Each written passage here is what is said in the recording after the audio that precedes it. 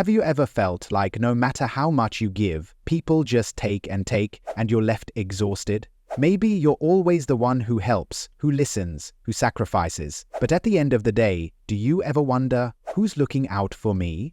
Today we're diving deep into a hidden truth about generosity, one that nobody talks about. Because while being kind and selfless is seen as a virtue, what happens when you give too much? When does generosity stop helping and start hurting? And how do you find the right balance between being a good person and protecting yourself from being drained?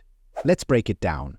We're often told that being selfless is the key to happiness and fulfillment, that giving is always better than taking. And yes, in many ways, that's true. Studies show that acts of kindness release dopamine, the feel-good chemical in your brain. Helping others strengthens relationships, builds trust, and even boosts our own sense of purpose. But here's where things get complicated. What if I told you that too much giving can actually make you miserable? Psychologists have a term for this: compassion fatigue. It happens when people, especially those who always put others first, become emotionally drained, exhausted, and even resentful. It's common in caregivers, teachers, nurses, but the truth is, it can happen to anyone. Maybe even you. Think about this. How many times have you said yes when you really wanted to say no? How often do you prioritize other people's happiness over your own? And let me ask you, do you ever feel like the more you give, the less people appreciate it? This isn't just in your head.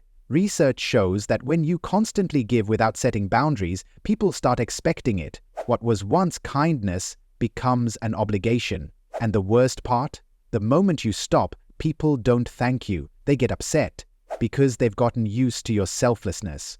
Here's a quick story. Imagine two co-workers, Sarah and Jake. Sarah is the kind of person who always helps others. She stays late to cover shifts, takes on extra work, and never complains. Jake, on the other hand, focuses on his own tasks. He helps when he can, but he sets clear boundaries. Now, here's the twist. When Sarah finally decides to say no, what happens? People get frustrated. They call her selfish. Meanwhile, when Jake says no, nobody bats an eye. Why? Because Sarah trained people to expect her to always say yes, while Jake set expectations from the start. So what's the lesson here? Being selfless isn't the problem, but being selfless without boundaries is. Now, you might be thinking, so should I just stop helping people? Should I become selfish? Not at all. But there's a big difference between being generous and being a doormat. Here's how you fix it. First, learn to say no without guilt. If you're always available, people will always ask. It doesn't make you a bad person, it makes you someone who respects their own time. Second, pay attention to how people react when you stop giving. Do they guilt trip you? Do they pull away? If so, they were never valuing you, only what you could do for them. Third, ask yourself, am I giving because I want to, or because I feel like I have to?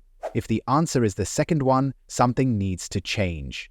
And here's the most important thing to remember. The right people will respect your boundaries. The wrong ones will be offended by them. So if you've ever felt drained from giving too much, this is your sign to start protecting your energy. Because at the end of the day, you can't pour from an empty cup. Now, I want to hear from you. Have you ever felt taken advantage of for being too nice? Let me know in the comments. And if you found this helpful, don't forget to like and subscribe. I'll see you in the next one.